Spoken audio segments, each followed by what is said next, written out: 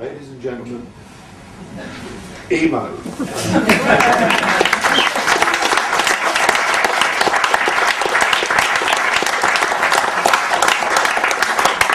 Oh God, that was anyway. God, Tony Trump. Okay, now then, emo. How marvellous that you've turned up.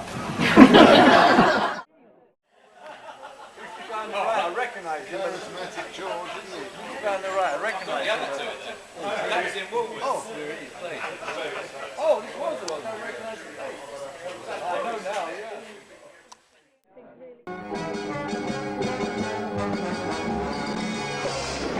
And I'll tell you How many what. years you actually worked? In my life, Yeah, about 5. I suppose about 10. But he was working all the time in a way because Well, I worked for Storm for 10 he'd years. work for Storm and then he'd have us floored. I mean, sometimes Penny will vouch for this. There would be times when we would be exhausted from working and we'd get home and Emo would be there and everything would go out the window, all our uptightness, and he would have us in absolute hysterics on the floor with something that he would do. Isn't that true, Dave? Yeah, you were good value, Yeah. Well, why didn't you pay me a wage then? He is the natural corpse.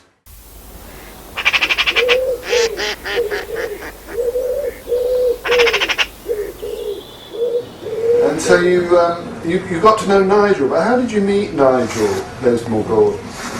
Well, it was this gay theatrical act called Maybe Dave Gowner. Joe Scott Clark. Not similar, but the same. Joe Scott Clark, yeah, in Victoria, in Welsh. Was it Victoria Street or Welsh Street? Victoria Street. Okay, there we go. Victoria Street, yeah. Yeah, Penny, you would know him. No, Ashley knew him best. Ashley knew That's him. right, she ran in you. And I was fascinated because of the theatre and that world. But all he wanted me was, to bum me.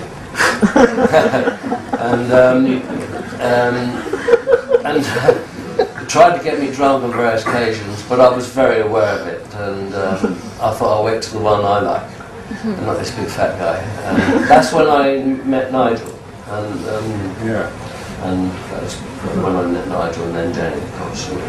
For me, really magic. Yeah, they were special. They were special. I was 15, and they were somewhere else. He looked like Alan Dillon, Jenny looked like a Vogue model. And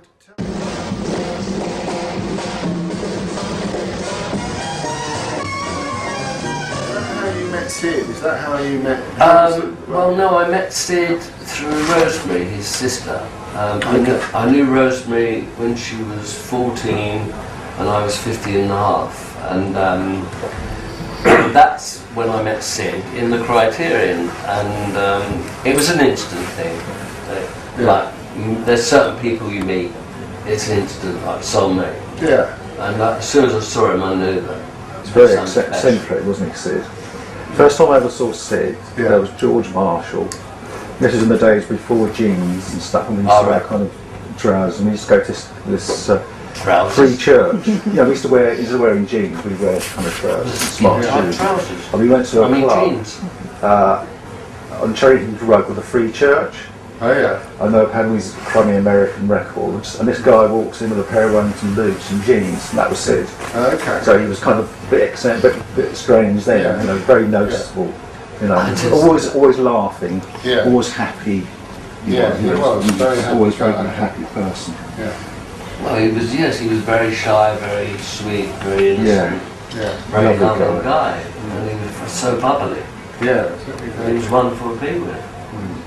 So that was an instant thing, and I just hung out with, and I don't know if you asked about Dave later, but No, I mean, how did, was I it? met Dave first. Yeah. Umaguma, umaguma, umaguma, umaguma, umaguma.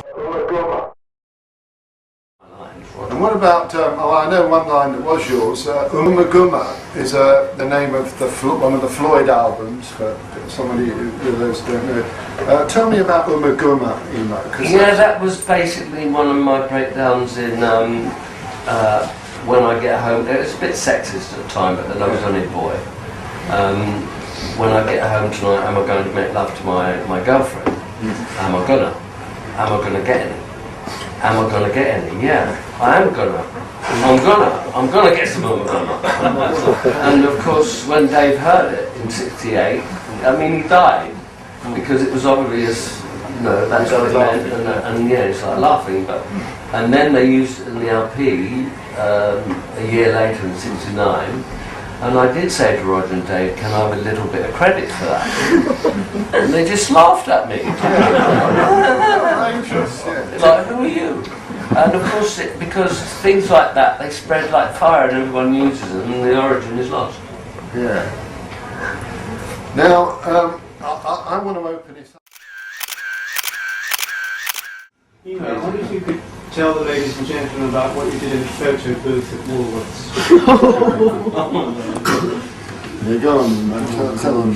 Is it disgusting? No, it's not terrible. God, I was so young. 15.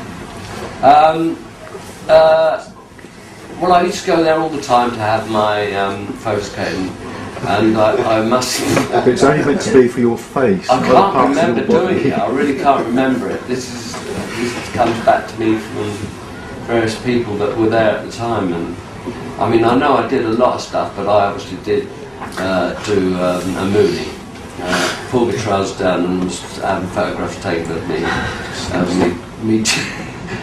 back and front, and of course the manager came and pushed around the curtains in front of the whole shop. Iain was standing on a stool in Standing on the stool. in the mirror, with his jeans around his ankles. And the manager noticed the disturbance in the stool, pushed his way through the cackling youths, tore aside the curtain to see the full horror of Iain standing on the stool. Have you got the snaps still?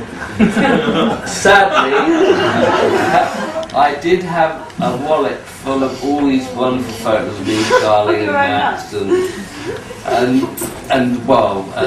I can't remember ever having that one. I don't think I was allowed to have it. I think he confiscated it and tore it up because there was a crowd of people, and I think I might have let off the fire extinguisher.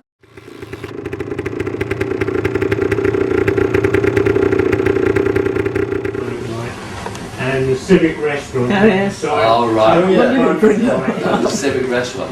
Well, that, You rode it in there and the woman made you turn it off. And you were so embarrassed that you had to push it all the way No, out. I didn't turn it off, Turn though, it round. I didn't turn it off. You couldn't turn it round.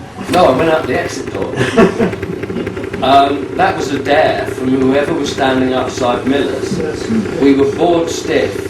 All of us that stood outside Miller's said, "Okay, you know, we're all bored, what shall I do?" I said, "Okay, what shall I do? I'll do anything. Ride your motorbike through Civic Restaurant." So I said, "Okay, got the bike." Rode straight through. As I remember, I rode up the steps and through the restaurant, and you go around the sort of bend past the cash, and you go into the restaurant, and there's an exit door. No, I didn't think they'd let you in there. Yeah, I got right in, and of course everyone I knew was eating lunch in the Civic Restaurant, and I skidded, did one of those wheelie things, and went out the exit. I did actually drive straight out the exit at the back. I did go through there at 10-15 miles an hour, and everyone got very thin very quickly. Yeah, I did get in and do it because I had to come out the back and come round to prove I did it.